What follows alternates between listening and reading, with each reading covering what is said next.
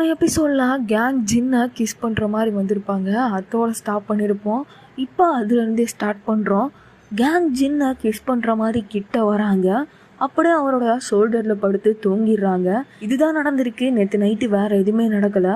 இப்போ நல்லா கேங் தூங்கிட்டு காலையில் எழுந்திருக்கிறாங்க. எழுந்திருக்கும் போதே அவங்களுக்கு ஏதோ நடந்திருக்கு அப்படின்றது தெரியுது. பட் என்ன நடந்தது அப்படின்னு கிளியராக தெரியல. அப்படியே இந்த எபிசோட் ஸ்டார்ட் ஆகுது. எழுந்த உடனே அவங்க மேலே பெட்ஷீட் போத்திருக்கு. அந்த பெட்ஷீட் எடுத்து போட்டுட்டு எதோ யோசிச்சு பார்க்குறாங்க. என்ன அப்படின்னா கேங் அவங்களும் ஒன்றா உட்காந்துருக்க மாதிரி திங்கிங்லாம் வருது. ஒன்று பதறி எழுந்து என்னாச்சு அப்படின்ற மாதிரி யங்ஷங் கிட்ட போயிட்டு நேற்று நைட்டு ஜின் ரிட்டன் இங்கே வந்தானா என்ன அப்படின்னு கேட்குறாங்க. இல்லை எனக்கு தெரியல, மேபி அவன் பின்னாடி தான் வந்துட்டு இருந்தான் அப்படின்னு சொல்லிட்டு யங்ஷங் சொல்கிறாங்க. இதனால கேங் என்ன பண்ணுறாங்க, நேராக ஜின்னு கிட்ட போயிட்டு நேற்று நைட்டு நீ இங்கே வந்தியா அப்படின்னு கேட்குறாங்க. இல்லை நான் வரல அப்படின்னு சொல்லிடுறாரு. பட் அவர் மொபைலில் ஒரு ஸ்டிக்கர் ஒட்டியிருப்பார் இல்லையா, அவரோட குழந்தை பியோல் என்ன பண்ணுவான், அவரோட ஃபோன் எடுத்து அழகாக விளையாடிட்டு இருக்க ஸ்டிக்கர்லாம் ஒட்டி ஒட்டி விடுவான். அந்த ஸ்டிக்கரை காமிக்கிறாங்க. இப்போ பார்த்தீங்கன்னா அவர் பேசிகிட்டு இருக்க அந்த மொபைலில் அந்த ஸ்டிக்கர் இல்லை. அதுதான் ஹீரோயின் நோட் பண்ணுறாங்க. அது எங்கே விழுந்திருக்கும் அப்படின்னு யோசிக்கிறாங்க.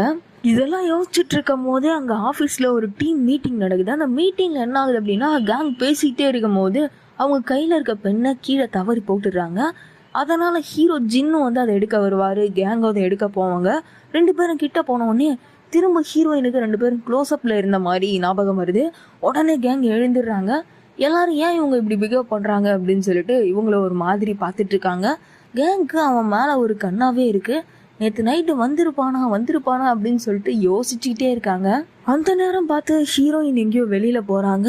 இதை பார்த்த உடனே அவங்களோட செக்ரட்டரி இல்லையா இவர், அதனால் என்ன பண்ணுறாரு, நானும் வரேன் அப்படின்னு சொல்லிட்டு அவங்க கூட கிளம்புறாரு. அதெல்லாம் வேணாம்ப்பா தம்பி, நீ வரவே தேவையில்ல, நீ இங்கேயே இரு அப்படின்னு சொல்லிட்டு ஹீரோயின் கேங் என்ன பண்ணுறாங்க, அவர் அங்கேயே உட்கார வச்சு நீ வேலை பாரு அப்படின்னு சொல்லிட்டு அவங்க மட்டும் அவர்கிட்ட இருந்து தப்பிச்சு போகிறாங்க. நேராக எங்கே போகிறாங்க அப்படின்னு பார்த்தீங்கன்னா அந்த புக் ஷாப்புக்கு தான் போகிறாங்க. புக் ஷாப்பில் இந்த குட்டி இருக்கா, அதாவது பியோல் இருக்கா, ஹீரோவோட பொண்ணு பியோல் அப்படின்றது ஹீரோயினுக்கு இன்னமும் தெரியாது. ஹீரோயின் அங்கே புக் படிச்சுட்டு இருக்கும் போது பியோல் வந்து நம்ம ஐஸ்கிரீம் சாப்பிட்லாமா அப்படின்னு சொல்லிட்டு அவளை கூப்பிட்றான். உங்கள் அம்மாவோ அப்பாவோ உன்னை விடுவாங்களா அப்படின்னு கேட்டதும் அதெல்லாம் நான் சமாளிச்சிக்கிறேன், நம்ம ரெண்டு பேரும் போகலாமா அப்படின்னு சொல்லிட்டு இவங்க ரெண்டு பேரும் போயிட்டு தனியாக உட்காந்து ஐஸ்கிரீம் சாப்பிட்டுட்டு இருக்காங்க.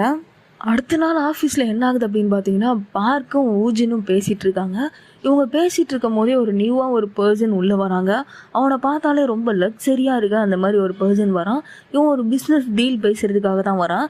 ஆக்சுவலாக என்ன டீல் அப்படின்னு பார்த்தீங்கன்னா, லக்ஸரி பேக்ஸ்லாம் இருக்கு இல்லையா, அந்த பேக்லாம் ஸ்டிச் பண்ணி கொடுக்க சொல்லி இந்த கம்பெனிக்கிட்ட ரிக்வஸ்ட் கேட்டுட்ருக்கான். அதுக்கு இவங்க ஒரு பர்ஃபெக்டான ஆளை பிடிச்சி ஒரு பேக்கை ஸ்டிச் பண்ணி கொடுக்கணும். அதுதான் இவங்க பண்ண வேண்டிய வேலை. கொஞ்சம் நஞ்சம் இல்லாமல் நிறைய ஸ்டாக்ஸு நிறைய பேக்ஸை வந்து ஸ்டிச் பண்ணி கொடுக்கணும். அதுக்கு ஹீரோயின் தரப்புலேருந்து ஒரு ஆளை ரெடி பண்ணணும். அதை பற்றி தான் ஆஃபீஸில் பேசிகிட்டு இருக்காங்க.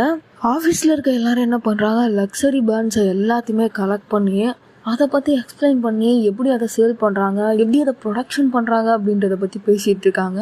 இவங்க கிட்ட ஒரு லக்ஸரி மேன் வந்து டீலிங் பேசிட்டு போயிருப்பான் இல்லையா, அவனை எப்படியாவது திரும்ப கூட்டுவாங்க. அவன் டீலிங் இருந்தால் மட்டும்தான் நம்மளால மெயின்டைன் பண்ண முடியும். இந்த ப்ராஜெக்டை நீங்கள் சக்ஸஸ் பண்ணியே ஆகணும் அப்படின்னு சொல்லிட்டு ஜின்னையும் அவன் கூட இருக்க ஒரு கம்பெனி ஸ்டாஃபையும் கேங் திட்டிகிட்டு இருக்காங்க. அதனால் அவன் என்ன பண்ணுறதுன்னு தெரியாமல் அதை பற்றியே புலம்பிட்டு இருக்கான். ஹீரோ என்ன பண்ணுறாரு அப்படின்னு பார்த்தீங்கன்னா, அதை பற்றி நிறைய சர்ச் பண்ணிகிட்ருக்காரு. நைட் ஃபுல்லாக உட்காந்து அங்கேயே ஒர்க் பண்ணிகிட்ருக்காரு. ரொம்ப நேரம் ஒர்க் பண்ணிட்டு இருந்த ஹீரோயின் என்ன பண்ணுறாங்க, மைண்ட் ரிலாக்ஸ்க்காக சாங்கை போட்டு அப்படியே உட்காந்துருக்காங்க. ஹீரோ வெளியில் உட்காந்து ஒர்க் பண்ணிகிட்ருக்காரு.